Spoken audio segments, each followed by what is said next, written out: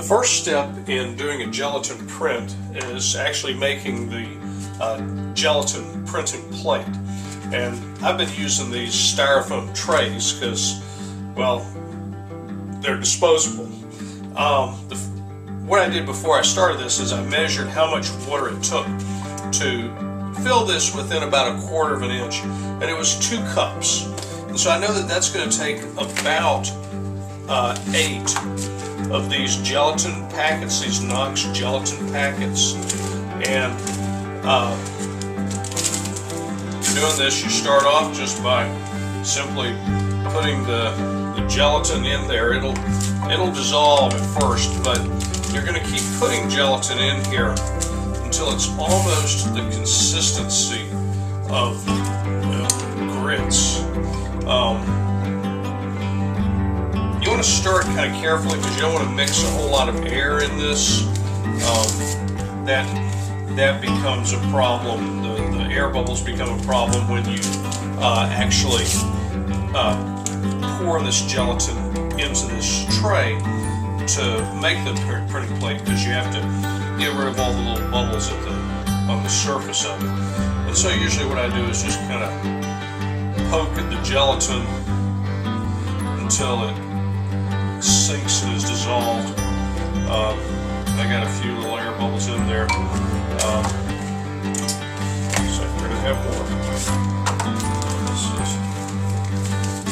So that was 4 of these packets, and now I've got another 4 here. I always have a whole lot more of it. It seems to take a lot more gelatin than you would expect.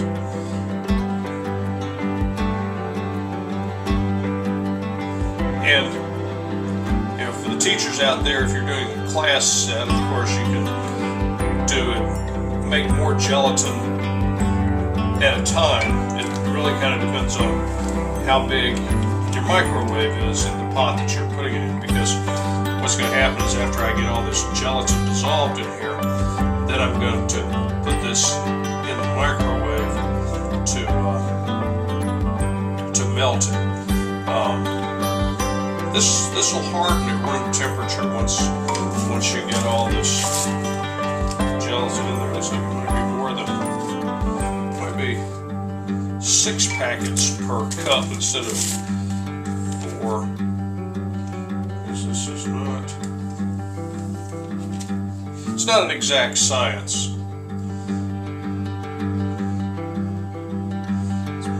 It's more an art.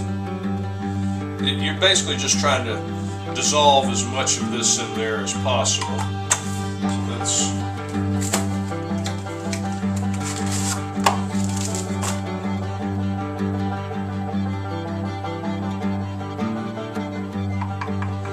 That's 8 packets, and you can see it's starting to get thick, but this isn't nearly thick enough.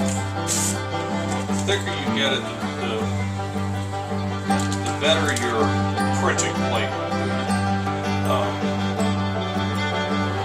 It just makes it a lot firmer surface to work on.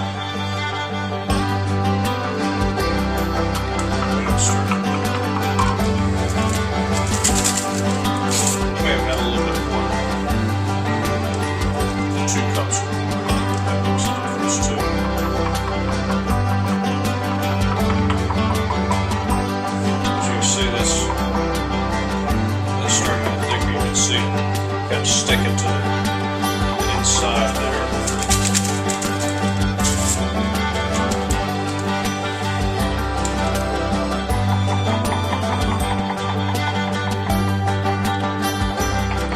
There we go. Yep, looks like it was 6 of these packets per cup of water, as opposed to for these last couple of ones you kind of stir it as you put it in there. Put it in just a little bit at a time.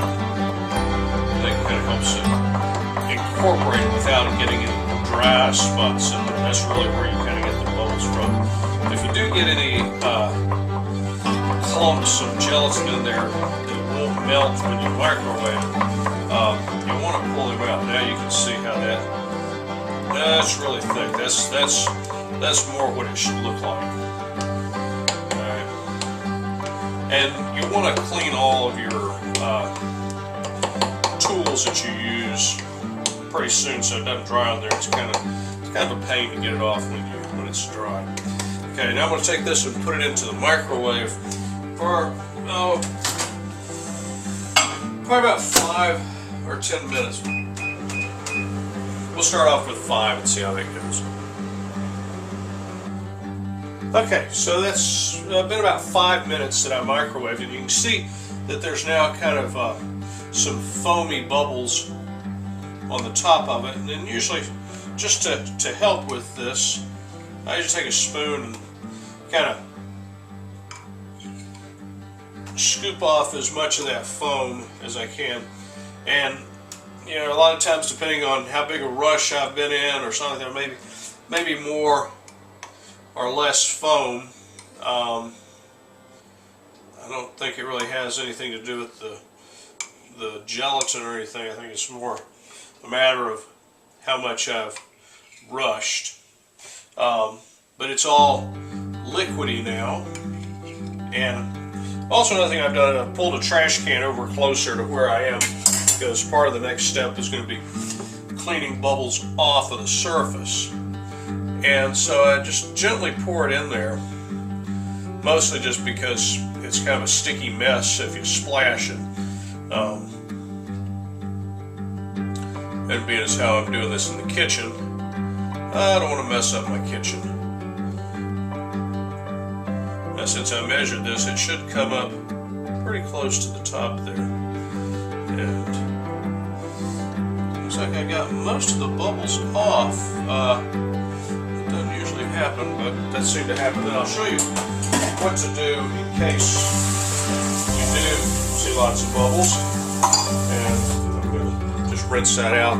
And if there were a lot of bubbles on the surface of this, what I would do, and I'll do it anyway, is you take a paper towel and you kind of lay it down over that. You can see it kind of stick to the surface, and this will pull off the bubbles. And this is where the trash can comes in handy, because then you slide this off and it pretty much just pulls the bubbles off with it, and then drop it into the trash can.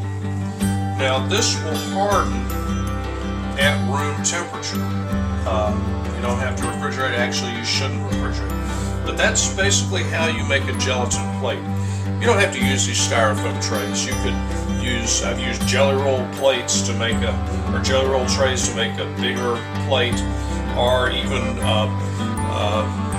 plastic round plates to make a round plate. It's really anything that's going to hold a liquid in it while the gelatin hardens. So that's how you make a gelatin printing plate.